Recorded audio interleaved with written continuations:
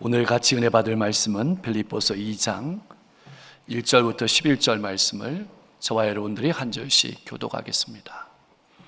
그러므로 그리스도 안에 무슨 권면이나 사랑의 무슨 위로나 성령의 무슨 교제나 긍휼이나 자비가 있거든 마음을 같이하여 같은 사랑을 가지고 뜻을 합하며 한 마음을 품어 아무 일이든지 다툼이나 허영으로 하지 말고 오직 겸손한 마음으로 각각 자기보다 남을 낮게 여기고 각각 자기 일을 돌볼 뿐더러 또한 각각 다른 사람들의 일을 돌보아 나의 기쁨을 충만하게 하라. 너희 안에 이 마음을 품으라. 곧 그리스도 예수의 마음이니 그는 근본 하나님의 본체시나 하나님과 동등됨을 취할 것으로 여기지 아니하시고 오히려 자기를 비워 종의 형체를 가지사 사람들과 같이 되셨고 사람의 모양으로 나타나사 자기를 낮추시고 죽기까지 복종하셨으니 곧 십자가의 죽으심이라. 이러므로 하나님이 그를 지극히 높여 모든 이름 위에 뛰어난 이름을 주사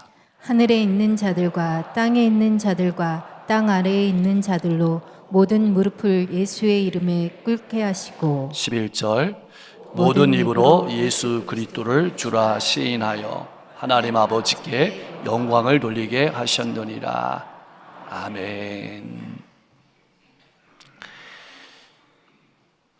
예배 드릴 때는 예수님을 주님이라고 힘차게 부르며 찬양하는 데 주저하지 않으면서도 정작 삶 속에서는 예수님을 내 인생의 주인으로 모시고 살아가지 않는 성도들이 너무 많습니다.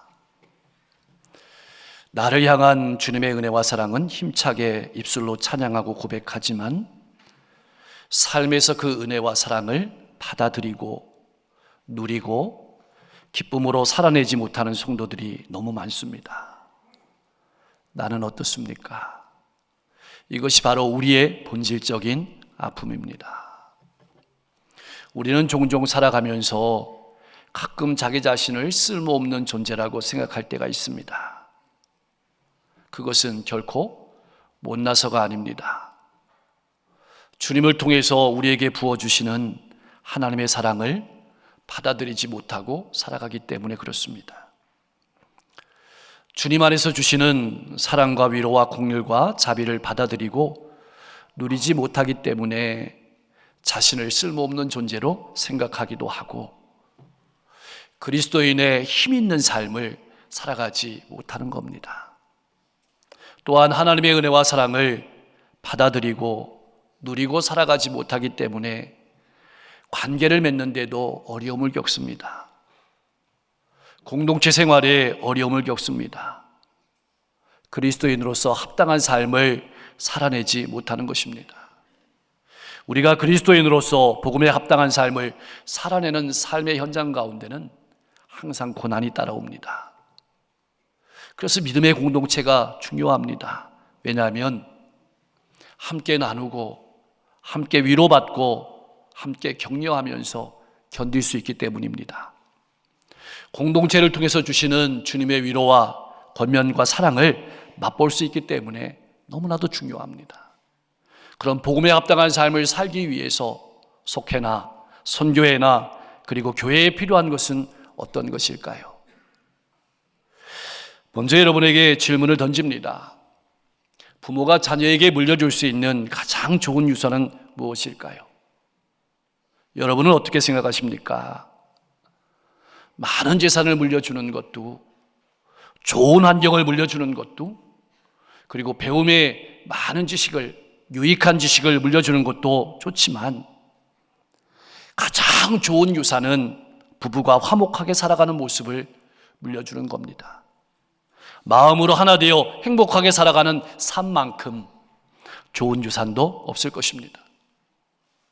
오늘날 우리가 화목하고 행복하게 살아가는 가정의 모습을 보여주지 못하기 때문에 자녀들이 다음 세대가 그 허전한 마음을 다른 것으로 채우려고 하는 것입니다. 그렇다면 교회 공동체가 어떤 모습을 보일 때 우리 주님은 가장 기뻐하실까요? 바로 마음을 같이 하는 겁니다. 우리가 교회 안에서 어떤 일을 할 때 결과도 중요하지만 더 중요한 것은 마음을 같이 하는 겁니다. 조금 못하더라도 마음을 같이 하는 게 중요합니다. 당시에 빌립보 교회는 바울에 대한 사랑도 있었고 복음 전파에 대한 열정도 있었지만 그러나 마음이 하나 되지 못했습니다. 그것이 바울의 마음을 아프게 했고 주님의 마음을 아프게 했던 겁니다. 여러분, 조금 일은 못해도 관계가 중요합니다. 나는 어떻습니까? 일을 더 중요하게 여깁니까? 관계를 더 중요하게 여깁니까? 그럼 왜 빌립보 교회가 하나 되지 못했을까요? 성경이 그 이유를 열거하지 않았습니다. 우리는 그 이유를 잘 알지 못합니다. 전도에 대한 열심의 차이 때문인지, 아니면 전도의 방법에 대한 차이 때문인지, 아니면 바울 사도를 어떻게 지원할지 그 의견의 차이 때문인지 알 수 없지만 분명한 것은 이렇게 하나 되지 못한 데에는 겸손이 없었다는 겁니다. 순종이 없었다는 것입니다. 자기를 희생하는 섬김이 없었다는 것입니다. 이 말을 하나로 줄이면 마음이 하나 되지 않았다는 겁니다. 그럼 어떻게 살아야 될까요? 어떻게 사는 것이 복음에 합당한 삶이고 주님을 기쁘시게 하는 삶일까요?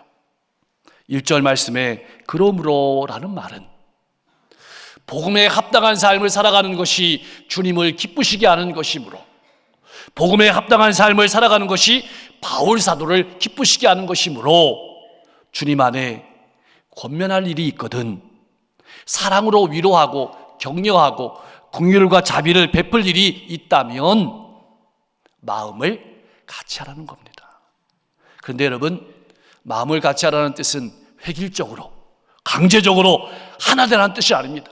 할 수도 없습니다. 이 말은 내 생각을 내려놓고 주님께 초점을 맞추어서 연합하라는 뜻입니다. 주님이라면 어떻게 하셨을까를 생각하라는 것입니다. 어떻게 권면하고 위로하고 긍휼과 자비를 베푸는 것이 주님께서 기뻐하시는 일일까? 이것을 생각하라는 것입니다. 그렇다면 우리가 이러한 삶을 살아갈 힘이 우리에게 있을까요? 없습니다. 우리에게는 없습니다. 우리는 아침에는 내가 가진 것을 전부 다 줄 것 같이 하다가도 저녁에는 우리의 마음이 바뀌게 되는 것을 수도 없이 많이 경험했습니다. 그것이 죄인된 인간의 본성입니다. 우리의 마음으로는 하루라도 복음에 합당한 삶을 살아갈 수 없습니다. 사랑하는 성도 여러분, 신앙인은 어떤 사람일까요? 신앙인은 받아서 나누는 사람입니다. 우리는 주님으로부터 이미 위로와 격려를 받았습니다.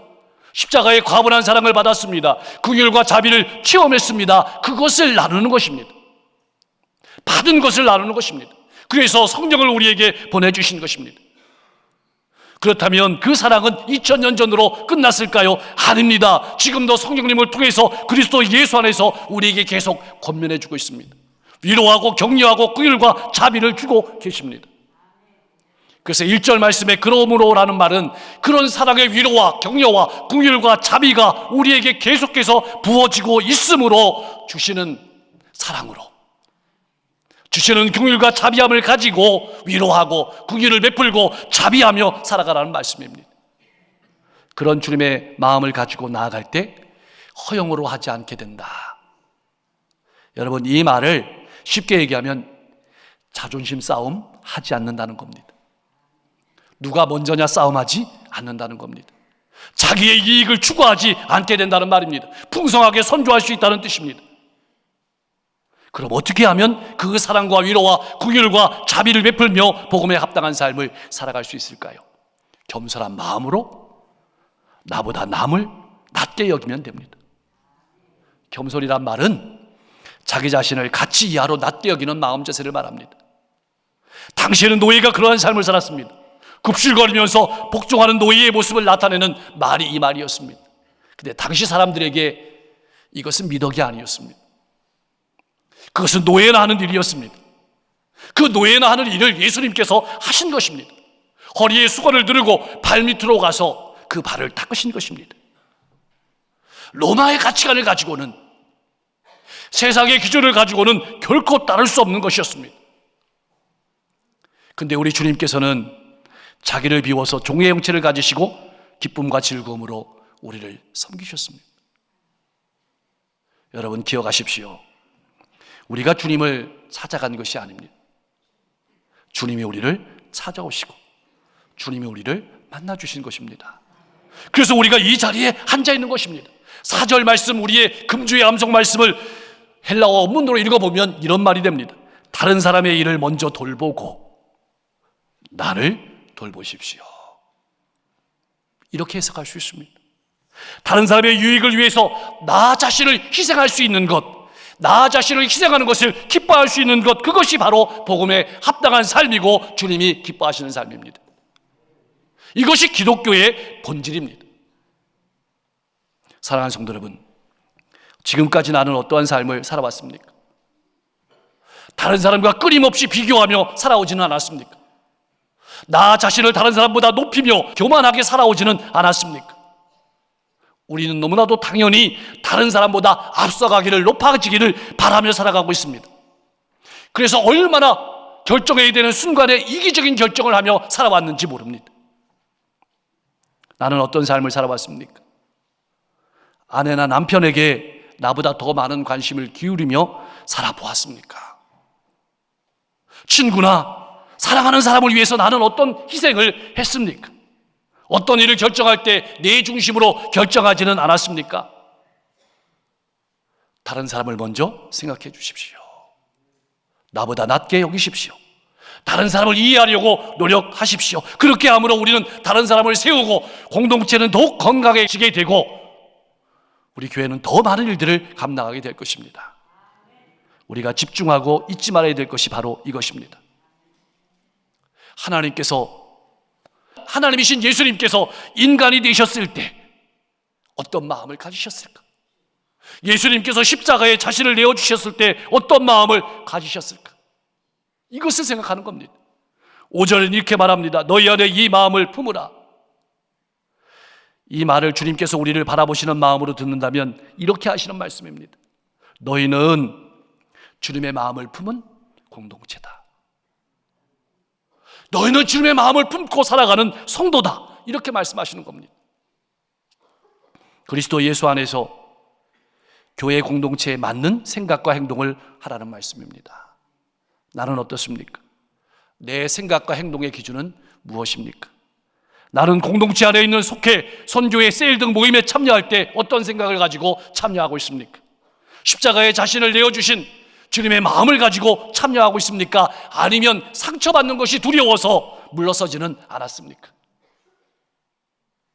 왜 우리는 자주 모임에 실패하게 되는 것일까요?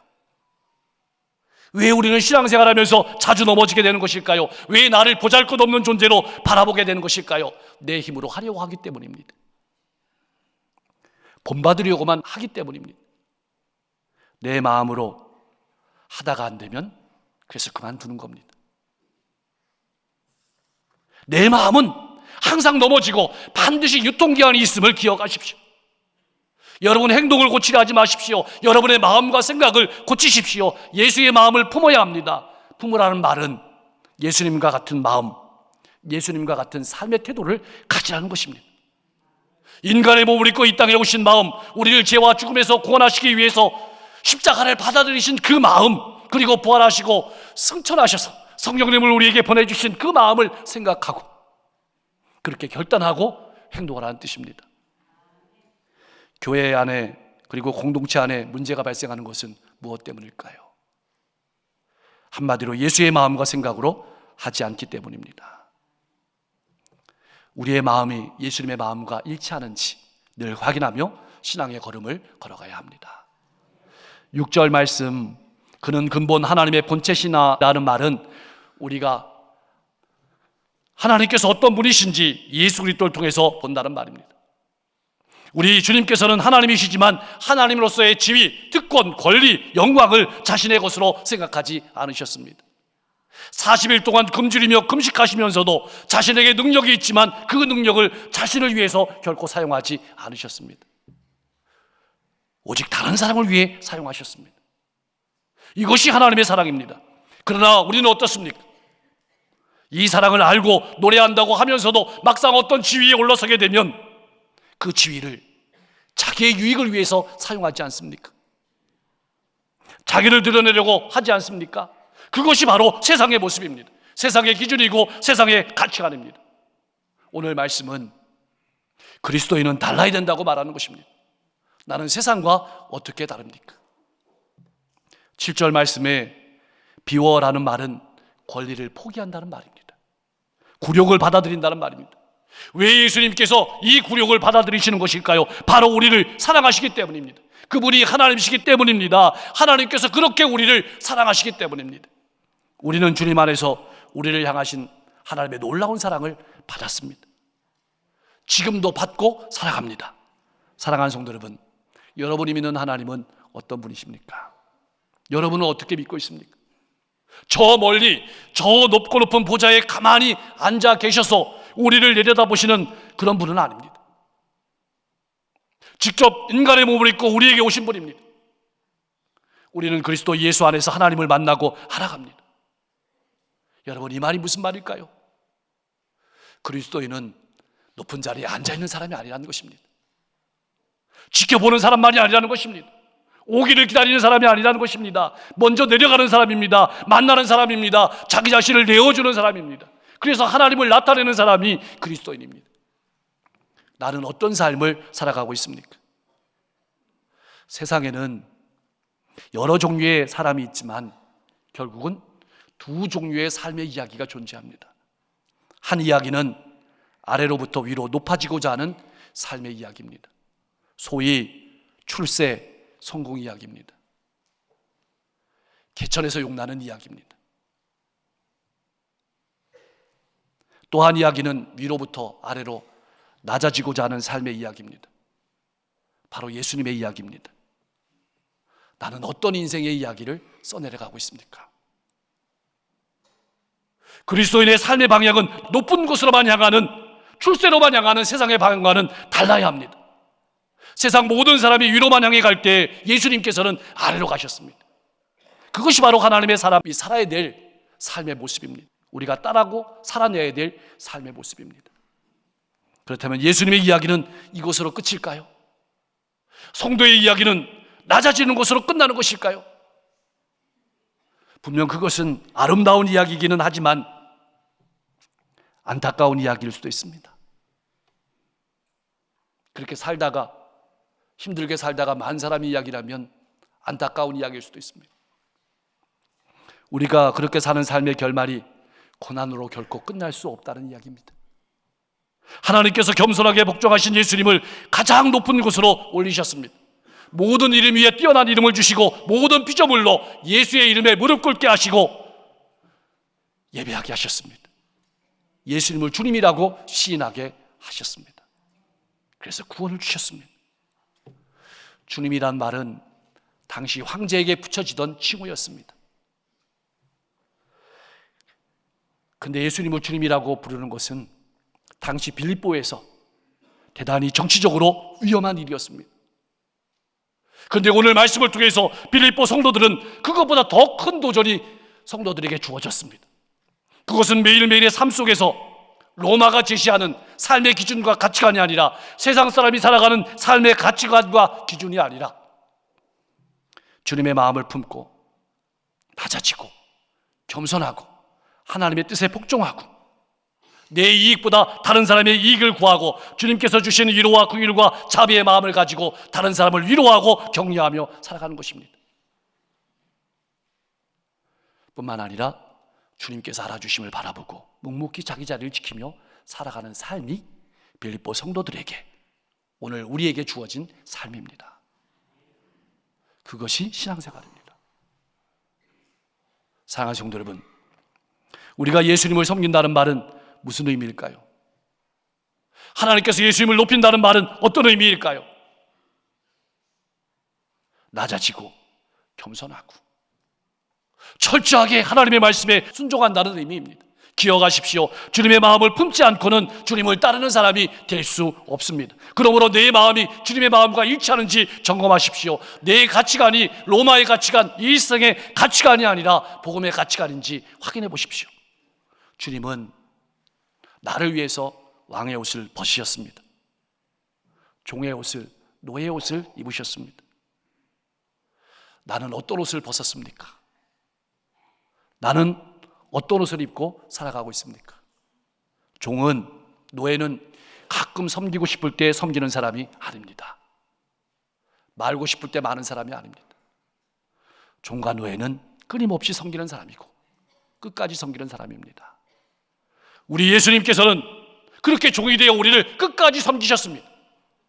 어제만 사랑하신 것이 아니라 오늘도 사랑하시고 앞으로도 사랑하시고 영원히 사랑하신다는 말씀입니다.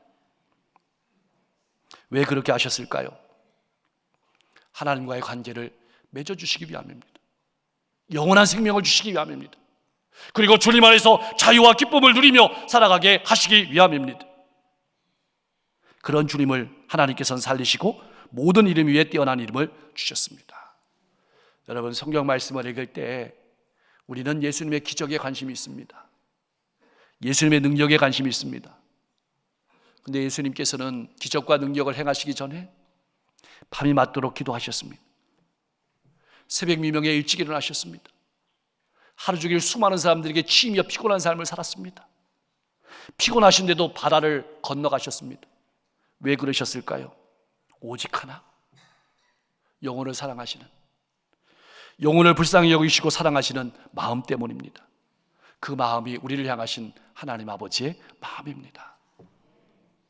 그 마음으로 일하는 성도가 바로 그리스도인입니다. 그러므로 성도는 교회에 나오는 사람을 넘어섭니다. 성도는 예수의 마음을 가진 사람입니다. 그 마음으로 사랑하는 사람입니다. 우리가 주님이라고 고백하는 예수님께서 우리를 부르셨습니다. 낮은 자리로, 섬기는 자리로, 다른 사람의 유익을 구하라고 우리를 부르신 것입니다. 하나님의 뜻에 철저하게 순종하며 살아가라고 부르신 것입니다.